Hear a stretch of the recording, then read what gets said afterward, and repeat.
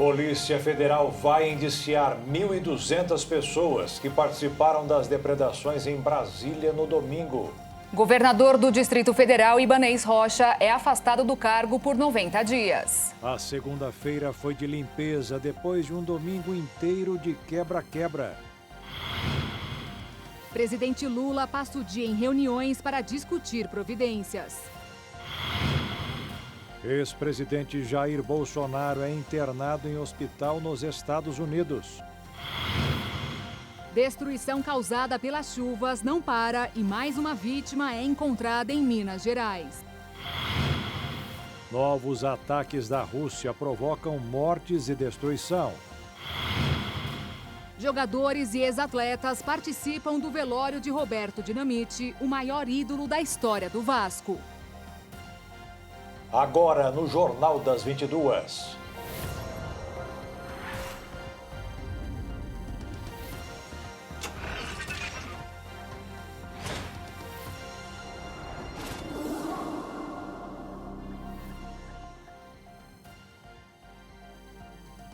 Olá, boa noite. Boa noite. A tensão continua, mas o Brasil respira com maior tranquilidade nesta segunda-feira. As manifestações deste domingo sufocaram o país e mais de 1.500 pessoas que promoveram as depredações em Brasília, que dominaram o cenário deste domingo, foram detidas e passaram por triagem.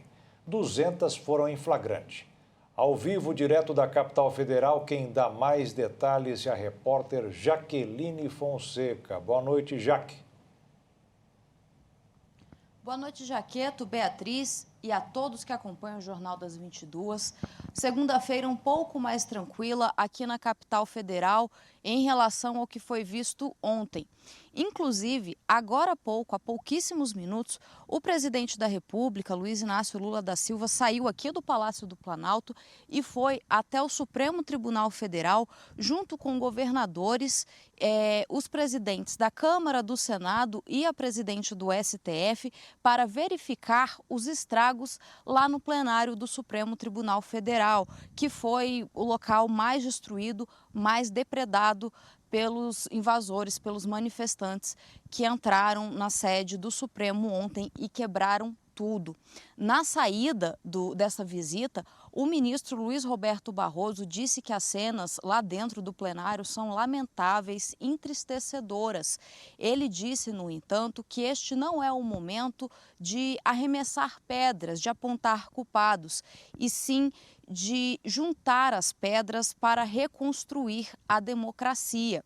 O presidente Luiz Inácio Lula da Silva disse, no entanto, que o governo federal e a polícia vai investigar para punir aqueles que incentivaram e financiaram esses atos de violência verificados ontem aqui na Praça dos Três Poderes. Inclusive, a Advocacia Geral da União formou um grupo de trabalho para pedir danos morais, danos materiais e ressarcimento por tudo que foi quebrado e destruído para aqueles que a justiça entender que foram os culpados. Tanto Lula quanto Barroso sinalizaram que o grupo que provocou essa depredação, esses atos de vandalismo, são uma minoria em relação aos que estão, de fato, defendendo a democracia. O presidente disse, inclusive, que alguns podem ser vítimas porque foram levados, foram incitados a provocar tudo isso. Esse ato de passagem, essa caminhada que o presidente fez aqui do Palácio do Planalto até o STF com os governadores e os presidentes do Legislativo, é uma demonstração, traz uma intenção de demonstrar que a democracia está viva, mesmo com a depredação dos prédios públicos. Isso porque a democracia vai muito além dos prédios físicos. Na chamada, você disse que cerca de 1.500 pessoas foram presas. Então, para explicar, cerca de 1.300 pessoas foram removidas dos acampamentos que estavam montados na frente do quartel-general do Exército. Para cumprir uma determinação do STF, a Polícia Militar esteve hoje na frente do QG e desmobilizou esse acampamento. As pessoas foram levadas em ônibus até a Polícia Federal, até a Academia de Polícia da Polícia Federal aqui em Brasília. Essas pessoas estão numa espécie de barracão, um galpão. Lá elas estão sendo identificadas e vão passar por uma triagem para que seja verificado quem cometeu o crime, se é que cometeu. Outras 200 e poucas pessoas, um pouco mais de 200 pessoas, foram presas ainda no domingo em flagrante durante as invasões. Essas pessoas foram levadas para a sede da Polícia Civil aqui em Brasília. Ao longo de toda a madrugada chegaram caminhões lá na polícia e parte dessas pessoas já foram, algumas dessas pessoas já foram encaminhadas para a Papuda, para o complexo da Papuda. Hoje de manhã, eu e o cinegrafista Micael Rodrigues estivemos aqui na Praça dos Três Poderes para verificar o estrago, para ver como é que ficou a sede do Supremo, o Senado e também o Palácio do Planalto depois da passagem desses invasores. Vamos conferir na reportagem. O dia foi de limpeza. Na Câmara, a galeria de presentes de autoridades estrangeiras aos presidentes do Executivo e do Legislativo ficou vazia. Os itens foram subtraídos ou danificados. Os vidros das clarabóias e a maquete do Congresso Nacional, que ficam no Salão Verde, também foram quebrados. No Senado Federal, os funcionários passaram a manhã catando cacos e organizando aquilo que podia ser arrumado. Muito se perdeu. As vidraças da entrada da sala do presidente do Senado foram ao chão. As portas de vidro do plenário, onde as votações são realizadas, também foram quebradas. Equipamentos de raio-x e monitoramento foram vandalizados, desmontados e destruídos. Bombeiros militares e equipes de engenharia avaliaram os danos na parte interna e externa do Senado. A cúpula do Congresso foi pichada.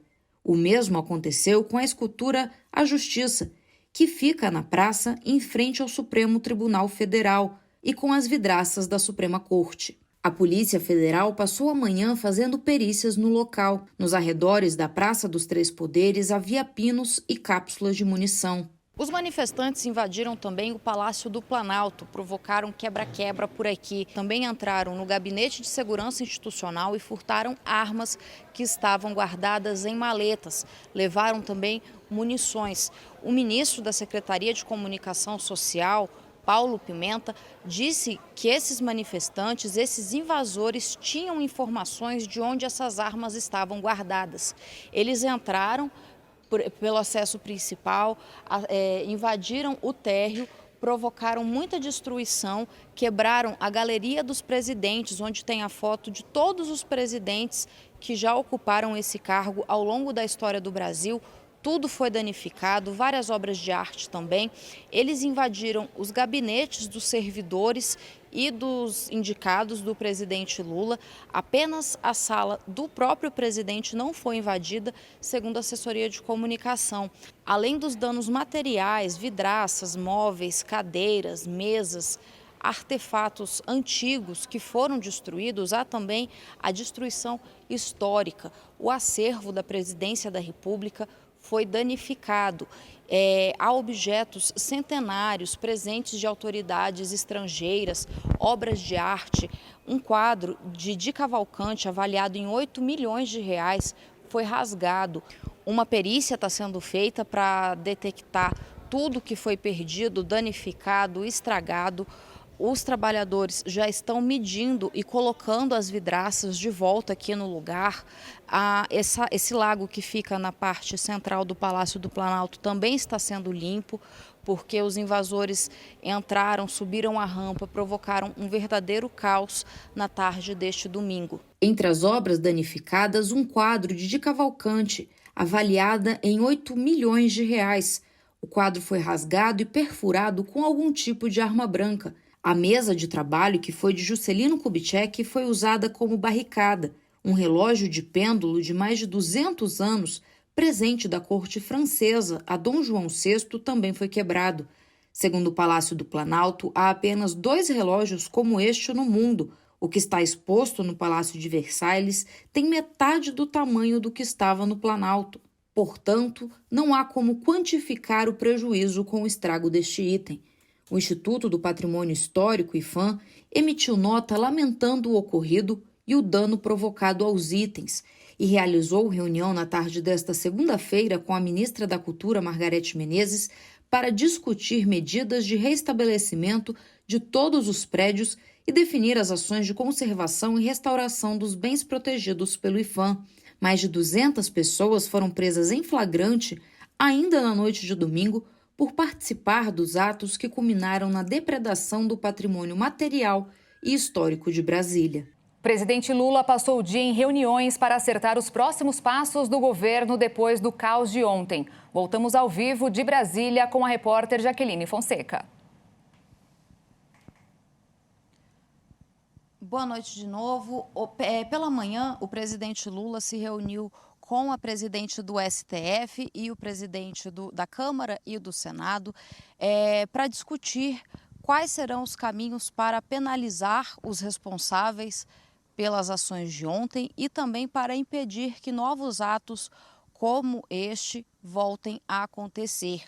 Depois deste encontro, foi divulgada uma nota conjunta de apoio à democracia. Nesta nota, os presidentes dos 3 poderes pediram pacificação, pediram que os ânimos se acalmem pela reconstrução do país. Agora há pouco, como eu disse, o presidente Lula saiu aqui do Palácio do Planalto com governadores, isto porque um pouco antes dessa caminhada, o presidente se reuniu com todos os governadores. Nesta reunião também estavam presentes a ministra presidente do STF, Rosa Weber, os presidentes da Câmara, Arthur Lira, e o presidente em exercício do Senado Federal, veneziano Vital do Rego, e também o Procurador-Geral da República, Augusto Aras. Nesta reunião, que inclusive já estava convocada, ainda antes de todos esses acontecimentos, o presidente já tinha chamado os governadores para uma conversa para identificar as necessidades de cada estado, mas é claro que diante dos fatos de ontem, a pauta mudou totalmente. A ministra Rosa Weber disse que, embora o STF esteja totalmente destruído, ele vai ser reconstruído e no dia 1º o judiciário vai voltar com as sessões, com as atividades normalmente. Todos os governadores presentes nesta reunião fizeram um repúdio aos atos violentos de ontem e demonstraram apoio à democracia. Representando o Distrito Federal estava a Celina Leão, que é a vice-governadora aqui do Distrito Federal e agora governadora interina, já que o governador Ibanez foi afastado por determinação do Supremo Tribunal Federal. O presidente Lula também falou nessa reunião e disse que os manifestantes não têm uma pauta negociável, que se houvesse alguma pauta de negociação, ele teria recebido os manifestantes para uma conversa, e ele também disse que entende desse tipo de atividade, de paralisação, de greve, e que é impossível um grupo tão grande ficar tanto tempo parado sem um apoio financeiro de alguém. Nesta reunião, o presidente da Câmara, Arthur Lira, disse que iria fazer uma votação simbólica do decreto de Lula que determina intervenção federal na segurança pública, e esse decreto, inclusive, já foi votado aqui na Câmara, já passou em uma votação simbólica, que é quando não precisa os deputados nominalmente fazer a votação. Amanhã, este decreto vai ser analisado pelo Senado Federal. Seguindo nas reuniões do presidente Lula de hoje, ele recebeu também o apoio de líderes internacionais depois deste episódio, deste ataque à democracia registrado aqui em Brasília ontem. Um dos mais significativos, por assim dizer, é do presidente dos Estados Unidos, Biden ligou para o presidente Lula e, na ligação, segundo a assessoria de comunicação do presidente, Biden condenou a violência e o ataque às instituições democráticas e a transferência pacífica de poder. Os dois líderes se comprometeram a trabalhar juntos em temas enfrentados pelo Brasil e pelos Estados Unidos. A gente lembra que os Estados Unidos, há 2 anos, teve a invasão do Capitólio, que também foi um ataque à democracia daquele país. Bom, esse ataque ao Brasil, a democracia brasileira repercutiu, é claro, no mundo todo. Vamos conferir. O governo recebeu apoio do presidente americano Joe Biden, que enfrentou situação semelhante nos Estados Unidos 2 anos atrás, quando o Capitólio foi invadido por apoiadores de Trump. O presidente da Argentina, Alberto Fernandes, deu apoio incondicional do povo argentino contra a tentativa de golpe de Estado que Lula enfrentou. Fernandes pediu ainda uma reação conjunta dos países do Mercosul contra os atos golpistas em Brasília. Gabriel Boric, do Chile, chamou o movimento de vil ataque à democracia e disse que o governo brasileiro conta com o apoio de seu país. O colombiano Gustavo Petro afirmou que o fascismo decidiu dar um golpe e disse ser urgente a convocação de uma reunião da Organização dos Estados Americanos para prevenir atos antidemocráticos na região. O secretário-geral da OEA, Luiz Almagro, também se manifestou, dizendo que as ações são um atentado direto à democracia. A invasão também foi classificada como indesculpável e de natureza fascista. O primeiro-ministro da Espanha, Pedro Sánchez, declarou apoio ao presidente Lula e às instituições democráticas brasileiras. O embaixador da União Europeia no Brasil, Inácio Ibanez, disse que vê a invasão com grande preocupação e Vladimir Putin condenou os atos de violência e depredação promovidos por vândalos em Brasília no domingo e que apoia plenamente o presidente Lula. Os principais jornais do mundo voltaram as atenções para o Brasil após as ações criminosas que ocorreu uma semana após a posse de Luiz Inácio Lula da Silva em Brasília. O The Guardian, do Reino Unido, publicou que extremistas se recusaram a aceitar a vitória de Lula nas eleições presidenciais do ano passado e chegaram a comparar o terrorismo de Brasília à invasão ao Capitólio dos Estados Unidos em janeiro de 2021. O jornal americano New York Times, um dos mais importantes do mundo, chegou a realizar um link ao vivo para falar sobre a invasão e classificou o ataque como protesto alimentado por falsas alegações de fraude eleitoral. O israelense The Times Israel destacou que Bolsonaro condena moderadamente os manifestantes do Congresso, enquanto as autoridades brasileiras procuram puni-lo. A marcha dos manifestantes, escoltada por policiais do Distrito Federal, começou pouco antes das 3 horas, quando os criminosos chegaram ao Palácio do Planalto, ao Congresso Nacional e ao Supremo Tribunal Federal. A Jaqueline Fonseca mostra os principais momentos da destruição, que perduraram por muito tempo sem nenhum problema. O grupo de manifestantes que estava em frente ao QG do Exército foi engrossado com a chegada de caravanas de todo o país para participar de um ato convocado pelas redes sociais. No início da tarde, o grupo foi escoltado pelo Eixo Monumental por viaturas da Polícia Militar do Distrito Federal. Havia uma barreira na esplanada dos ministérios que foi facilmente ultrapassada. O grupo chegou ao gramado do Congresso Nacional sem maiores dificuldades. Policiais observaram o avanço dos manifestantes sem tomar providências. Eles subiram a rampa do Congresso e acessaram a marquise das cúpulas do plenário da Câmara e do Senado. Em pouco tempo, invadiram o prédio do Poder Legislativo e promoveram quebra-quebra. A polícia não conseguiu conter o povo. Não conseguiu conter o povo. Quebraram as janelas, quebraram tudo, entraram dentro da casa. Houve um princípio de fogo no Salão Verde e o sistema anti-incêndio foi acionado, alagando o salão principal. Os invasores também quebraram cadeiras e vidraças nos plenários da Câmara e do Senado. Em seguida, os manifestantes chegaram ao Supremo Tribunal Federal e vandalizaram gabinetes e o plenário da mais alta corte da justiça do país. A violência tomou conta. Segundo o Sindicato dos Jornalistas, 12 profissionais foram agredidos durante as manifestações. Enquanto isso, o ministro da Justiça, Flávio Dino, e o governador do Distrito Federal, Ibanez Rocha, buscaram formas de frear o avanço dos invasores e cessar o vandalismo aos prédios, sedes dos três poderes. Após dizer que estava acompanhando as manifestações e que determinou providências para conter a baderna na esplanada, Ibanez informou que exonerou o secretário de Segurança Pública, Anderson Torres. Depois, pelas redes sociais, pediu desculpas pelo ocorrido. O que aconteceu hoje na nossa cidade foi simplesmente inaceitável. Nós viemos monitorando desde a tarde de ontem, juntamente com o ministro Flávio Dino, todos esses movimentos que estavam chegando ao Distrito Federal. Conversamos de ontem para hoje por várias vezes e não acreditávamos em momento nenhum que essas manifestações tomariam as proporções que tomaram.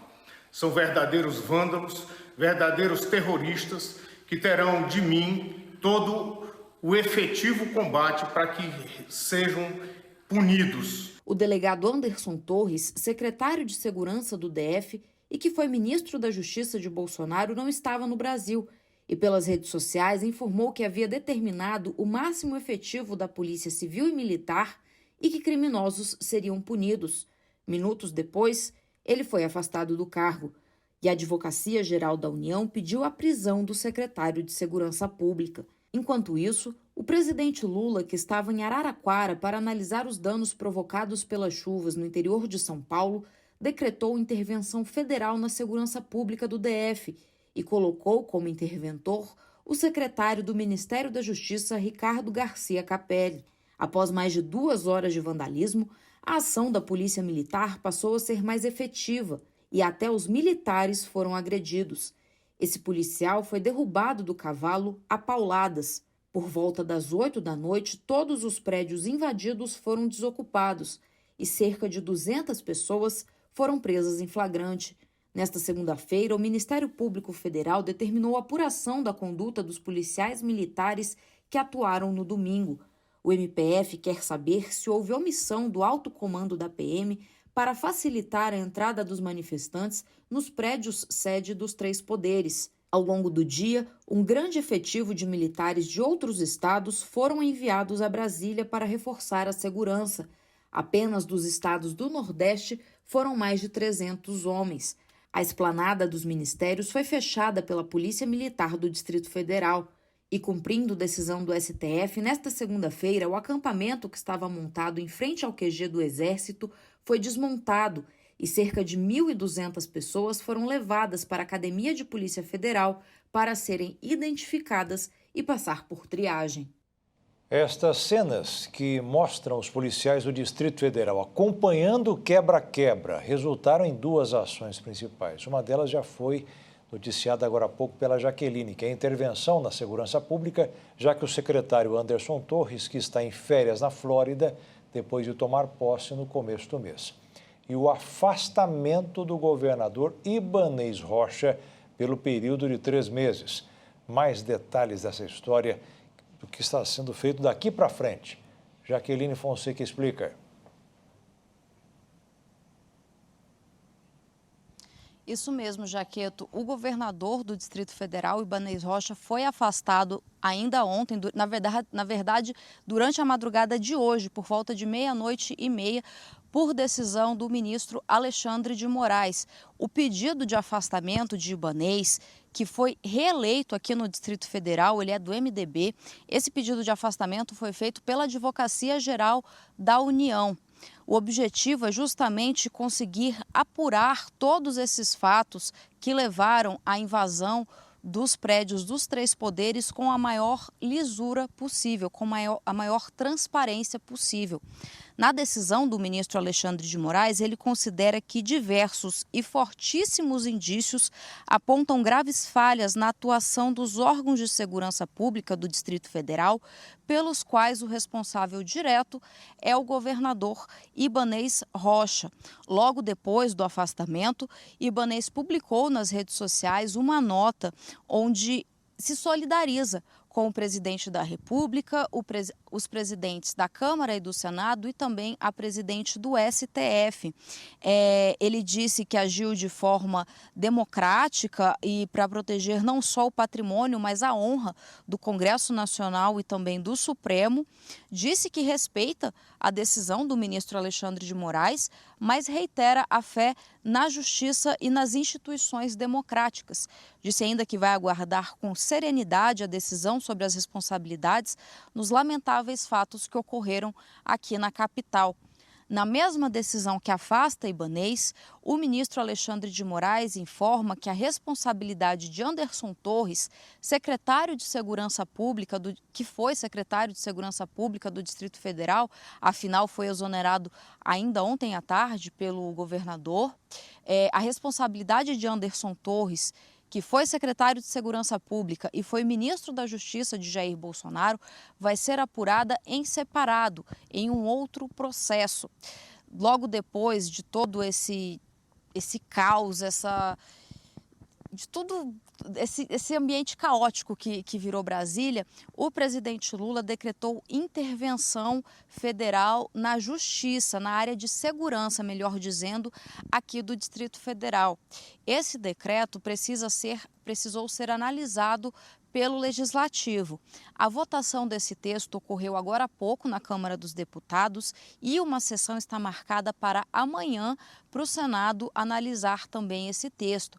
A expectativa é que o decreto de intervenção seja aprovado sem maiores polêmicas, afinal este trabalho já está sendo realizado.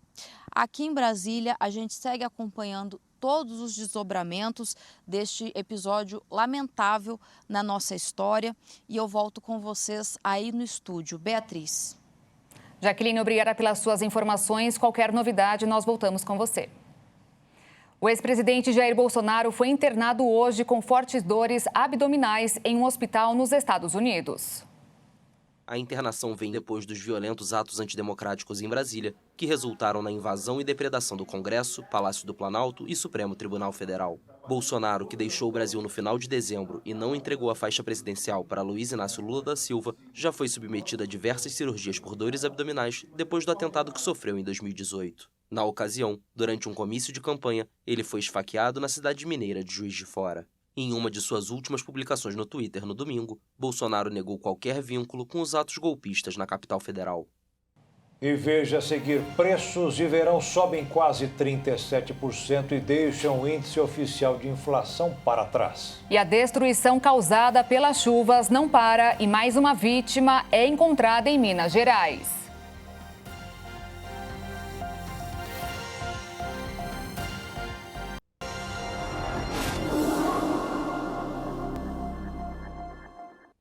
A temporada de calor iniciada no ano passado tem sido diferente em comparação aos anos anteriores. As chuvas seguem causando estragos em diversas regiões do Brasil. Em Minas Gerais, por exemplo, mais uma morte foi confirmada. Esse é o 18º óbito em decorrência dos temporais no estado. Durante a madrugada desta segunda-feira, o Corpo de Bombeiros do Estado encontrou mais uma vítima de deslizamentos na cidade de Barbacena, localizada a 169 quilômetros da capital Belo Horizonte. Segundo a Defesa Civil de Minas Gerais, o estado tem cerca de 10.600 pessoas desalojadas e 1.935 desabrigadas. Além disso, o boletim atualizado do órgão mostrou que 131 municípios estão em situação de emergência. Os desastres causados por excessos de chuvas e tempestades são eventos naturais que, em sua maioria, são responsáveis por danos humanos, materiais e ambientais. Um estudo mostrou que só entre o dia 1º e o dia 31 de dezembro de 2022, o Brasil teve um prejuízo de 931 milhões de reais. O montante corresponde a um prejuízo de 30 milhões de reais por dia de chuva.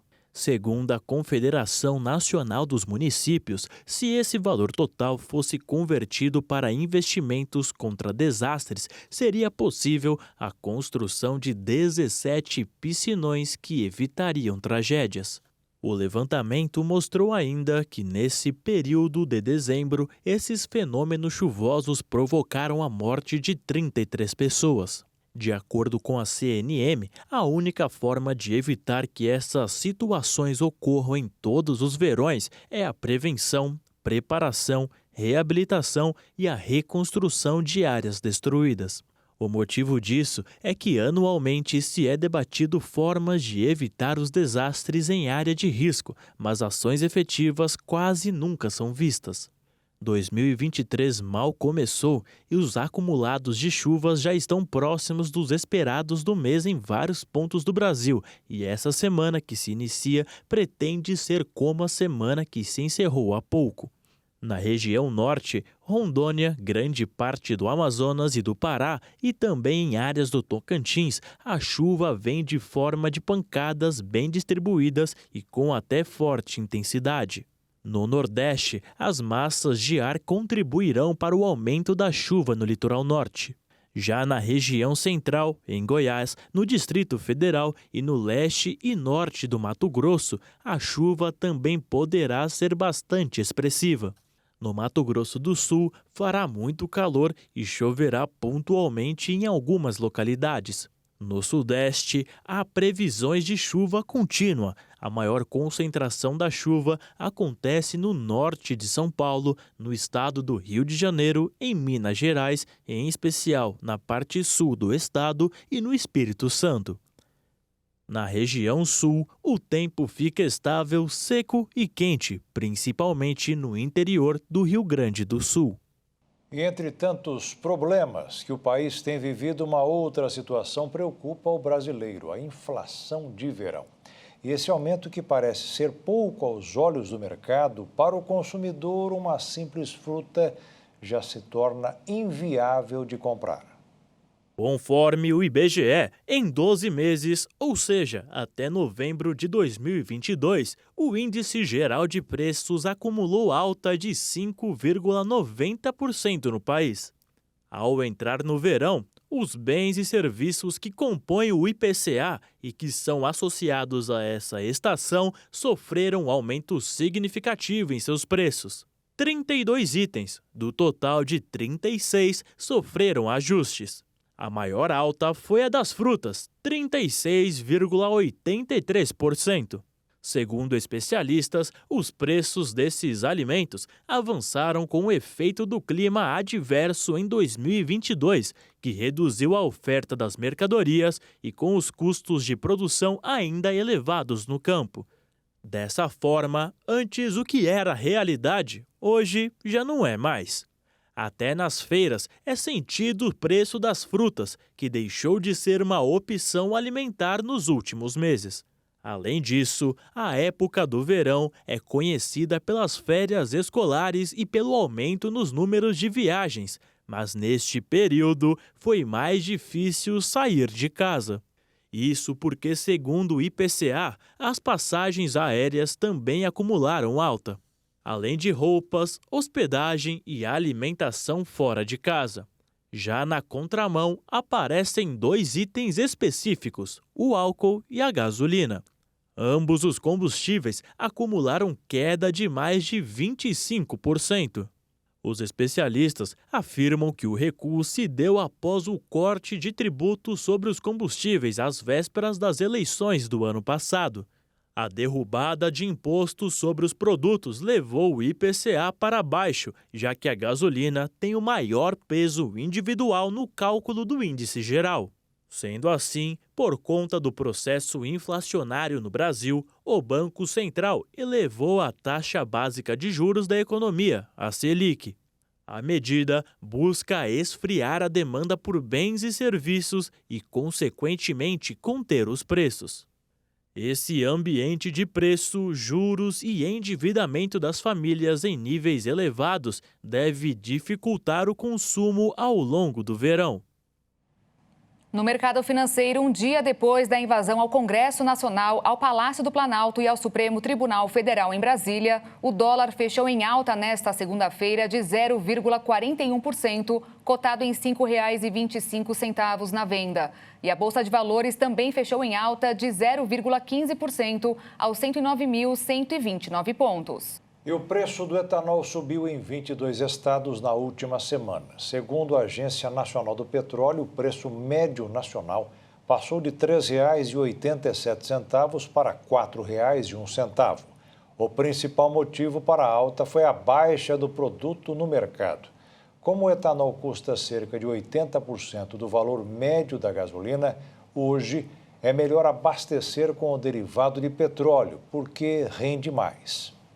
E veja a seguir, Rio de Janeiro reinicia a vacinação de crianças contra a Covid. E veja também, novos ataques da Rússia provocam mortes e destruição.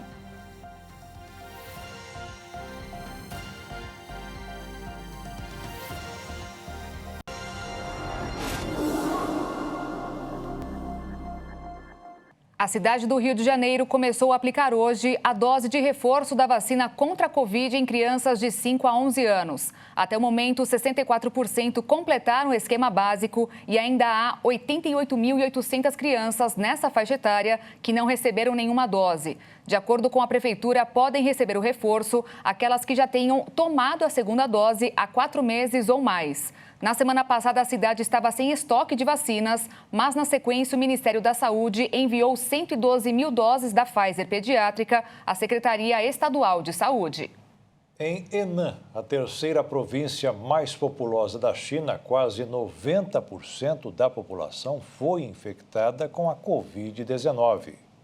De acordo com a última atualização da Comissão de Saúde, a taxa da infecção por Covid-19 em Henan, na China, é de 89%.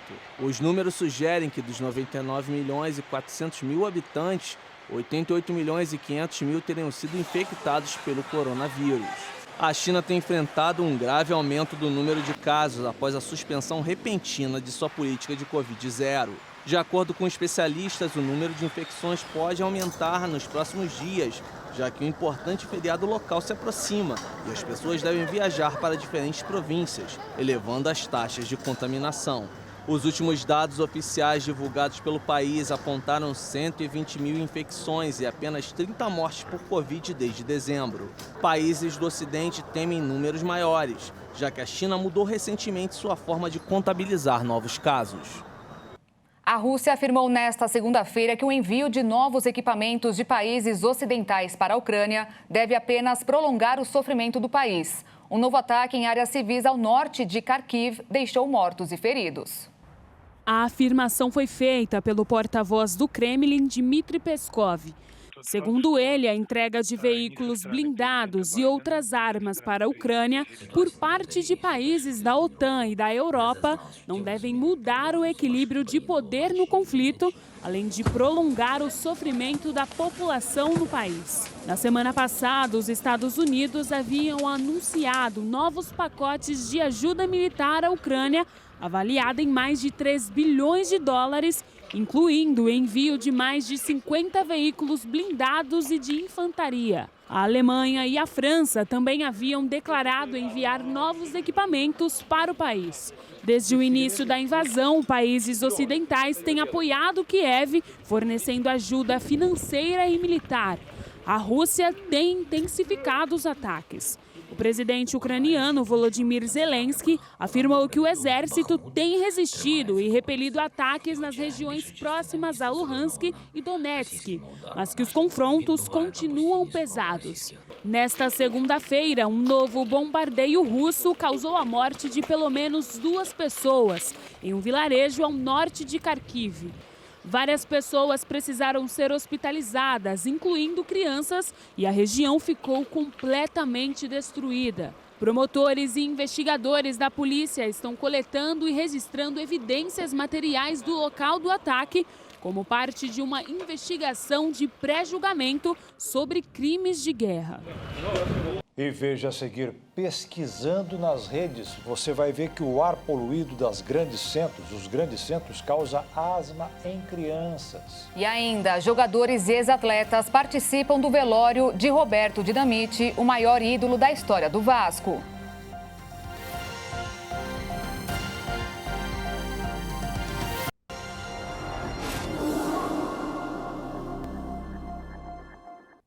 Um estudo realizado nos Estados Unidos mostrou como o ar de centros urbanos contribuem para crises de asma em crianças. Alterações moleculares nas vias aéreas ocasionadas pela presença de ozônio e partículas de materiais finos foram encontradas pelos cientistas, o que sugere uma possível tendência para crises asmáticas. Para chegar a essa conclusão, foram acompanhadas 208 crianças, entre 6 e 17 anos, com histórico de asma e que moravam em regiões mais pobres de 9 cidades dos Estados Unidos.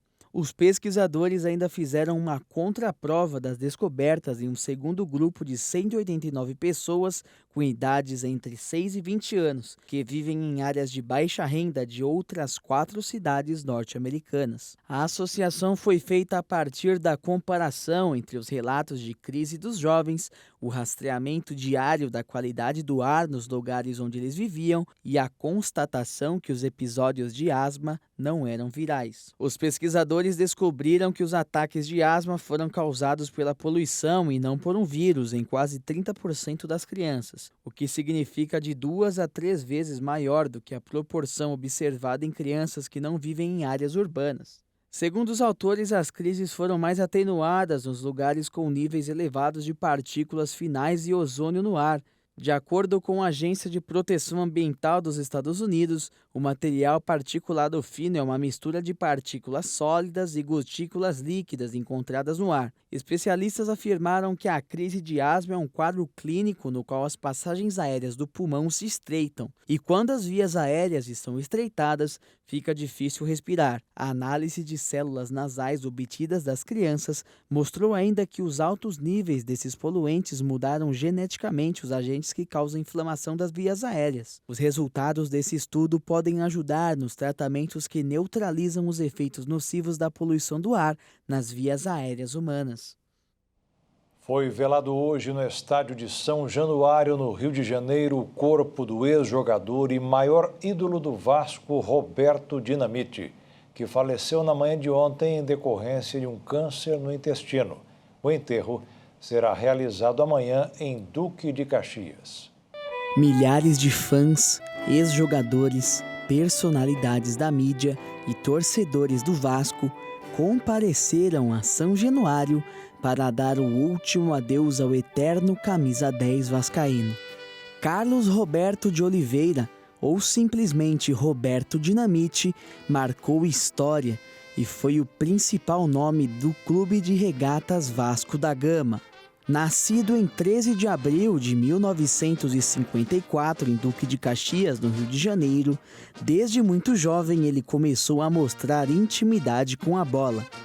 Igual a muitas crianças apaixonadas pelo futebol, chegava a dormir com ela nos braços enquanto imaginava as jogadas que faria na próxima partida.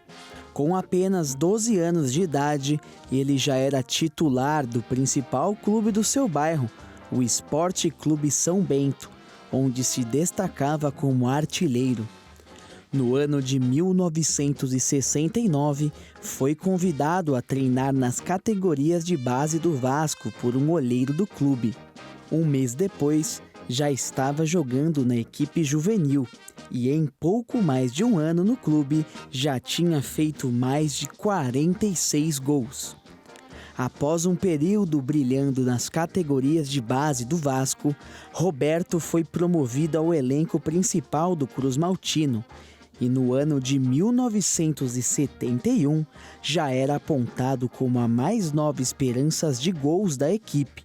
Era apenas questão de tempo para Roberto despontar para se tornar um dos principais nomes da história do futebol brasileiro. Foi então que, com 17 anos, no dia 14 de novembro de 1971, Roberto fez sua primeira partida profissional contra o Bahia. Na partida seguinte, o Vasco da Gama enfrentaria o Atlético Mineiro. Durante a semana que antecedeu o jogo, Roberto se destacou nos treinos e foi apelidado por 2 jornalistas vascaínos do Jornal dos Esportes como Garoto Dinamite. No dia anterior à partida, o Jornal dos Esportes colocava em suas manchetes: Vasco escala o Garoto Dinamite.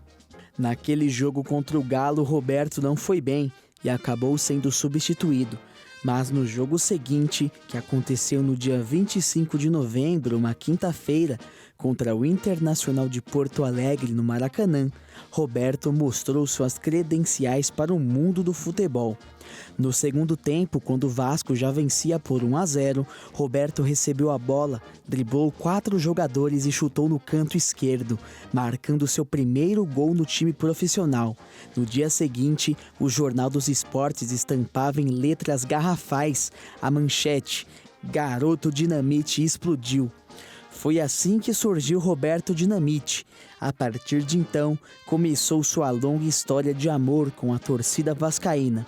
O centroavante atuou pelo time profissional do Vasco de 1971 até 1980, quando se transferiu para o Barcelona da Espanha. Mas a negociação não deu muito certo por uma série de motivos, e apenas 3 meses depois, Dinamite voltou para o Clube Cruzmaltino, onde ficou até 1989, antes de ser negociado com a Portuguesa. 6 meses depois, Dinamite estava novamente no Vasco, para encerrar sua brilhante carreira em 1993, aos 39 anos de idade. Alto e forte, Dinamite usava com muita inteligência seu corpo e dificilmente perdia a bola para um adversário. Ele conseguiu a média de 36 gols por temporada nos 22 anos de carreira, tendo disputado 1.108 partidas. Seu melhor ano foi em 1981, quando deixou por 62 vezes a sua marca, superando o recorde de Zico, o maior ídolo da torcida rival, o Flamengo, que havia feito 60 gols. Dinamite participou da conquista de 5 estaduais e no ano de 1974 conquistou o título de campeão brasileiro, batendo o Cruzeiro na final por 2-1. Ele acabou sendo artilheiro da competição com 16 gols e o maior responsável pelo inédito título para os vascaínos. Após encerrar a carreira como jogador, Dinamite foi se aventurar na política e foi deputado estadual por 5 mandatos.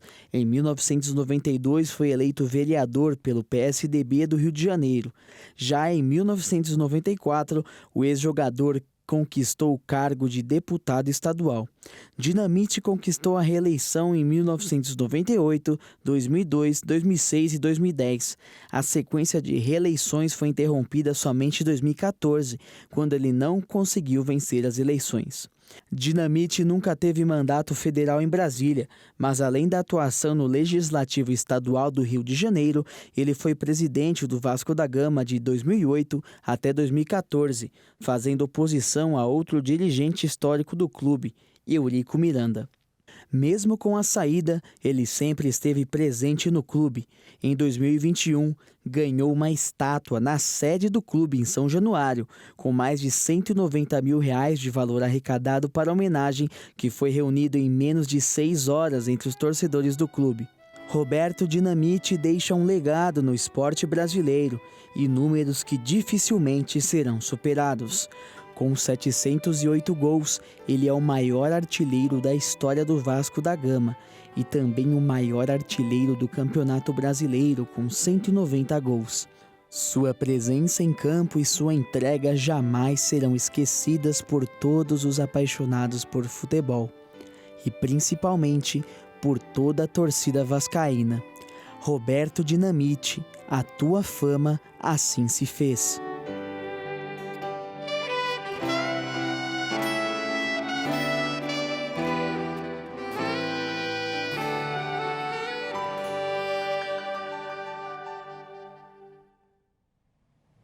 O O prefeito do Rio de Janeiro, Eduardo Paes, que é vascaíno, anunciou que aceitou a sugestão de torcedores que pediam homenagem ao grande artilheiro, com o nome da rua em frente ao estádio do Gigante da Colina.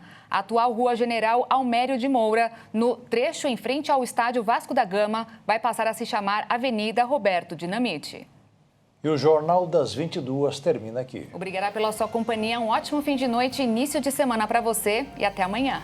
Uma boa noite, fique na paz. Tchau.